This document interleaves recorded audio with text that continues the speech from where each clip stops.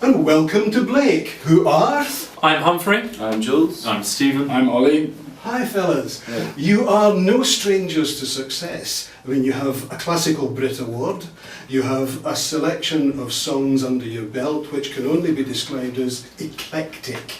So, how did you arrive at the name Blake?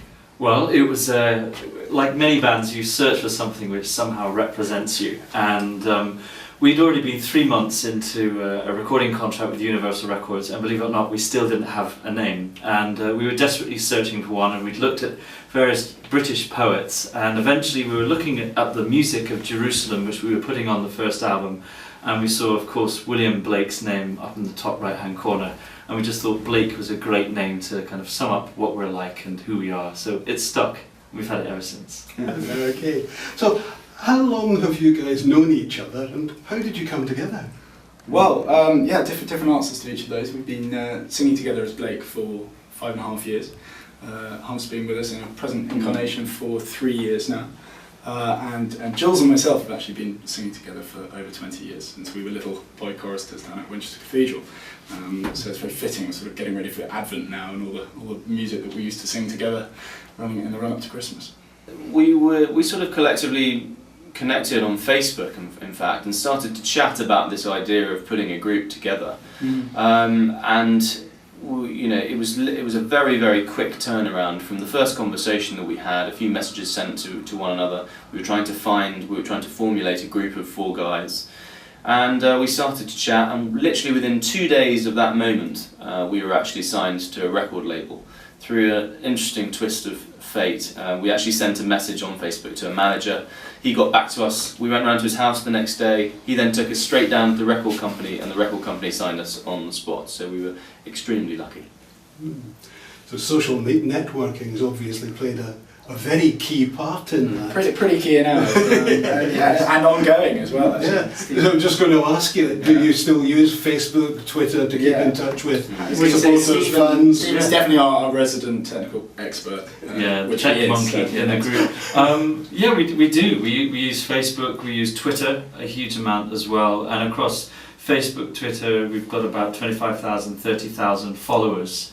From all over the world, because we tour constantly, not just in the UK, but in the Philippines, in China, in Australia, Japan, all over the world. So we pick up new followers and new fans of what we do in different parts of the world.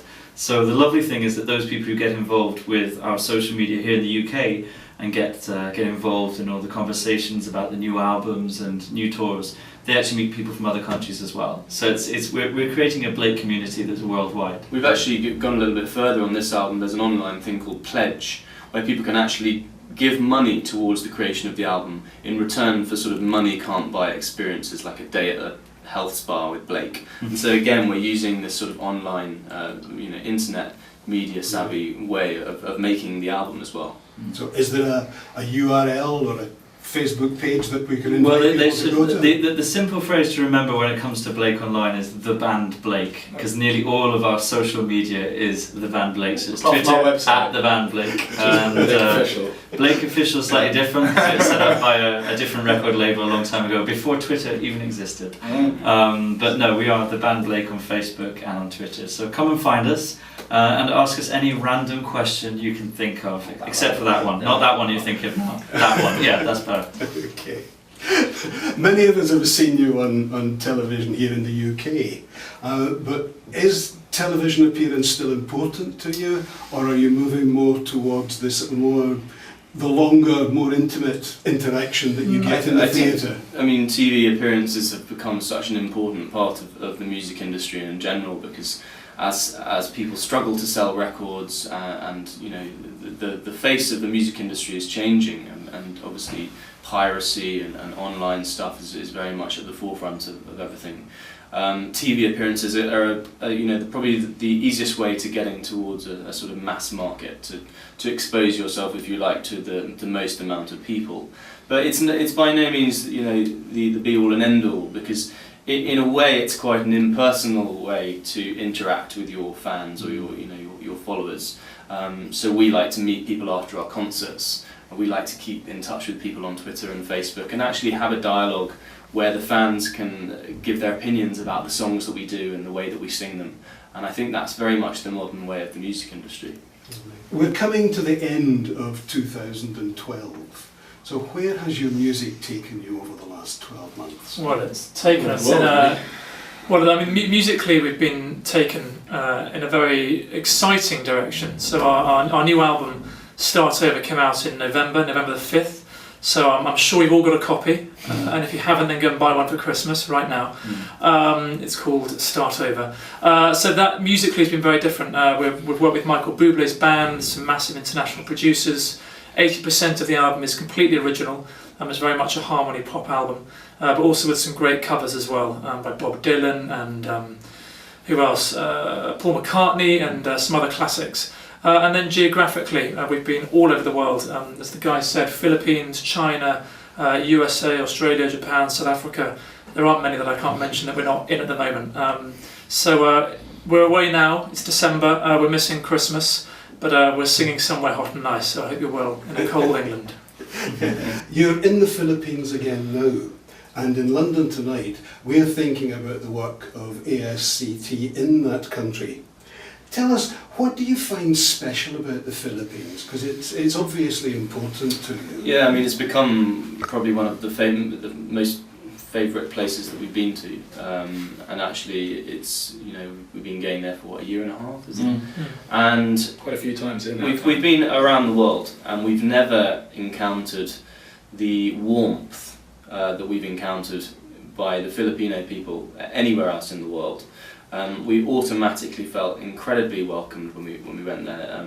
You know, they really know how to do hospitality in the Philippines, and they totally understood our music. The Filipino people really took our music into their hearts, and I think that they're quite a sensitive nation, really. I'm generalising, but they do seem to be very sensitive, and our music really lends itself to that, because our music is quite sensitive in its nature. They seem to connect very emotionally with music, and particularly with the lyrics. They sort of think everything through a little bit, not overthink it. When people not to sort of overthink music, they sort of take it as it is, and they take you as you are, and they take everything at the value at which it's meant, not always, you know. I mean, sometimes particularly with European audiences, there's, you know, they can stomach certain things, or you get labelled as, certain tracks can be labelled as that's too cheesy, or the words aren't right, or whatever. The Filipino people are far more likely to just accept it in the way it's meant and have an emotional connection with it. And whatever you're doing there, of course, it's always so much more fun in the Philippines. We have discovered that. Whether you're singing in the Colosseum in Manila, or as we were in Palawan enjoying the beaches there, everything's more fun. We love it. We love the mangoes of Cebu. Yes, the mangoes. So what further enjoyment does 2013 hold for you? Oh, a lot. We're just launched in China. Yeah. We launched in China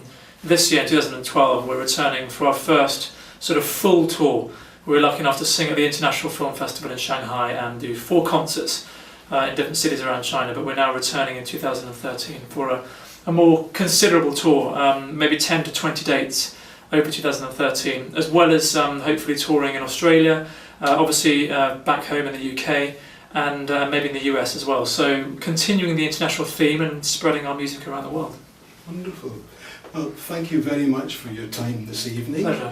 From London, we wish you a very successful tour in the Philippines. Thank you. If you can possibly get the time, please do look up the Mango Tree House and the children there. I'm sure they'll be very delighted to see you. Absolutely. Thank you. Thank you. Merry Christmas. From very warm Philippines. Merry Christmas.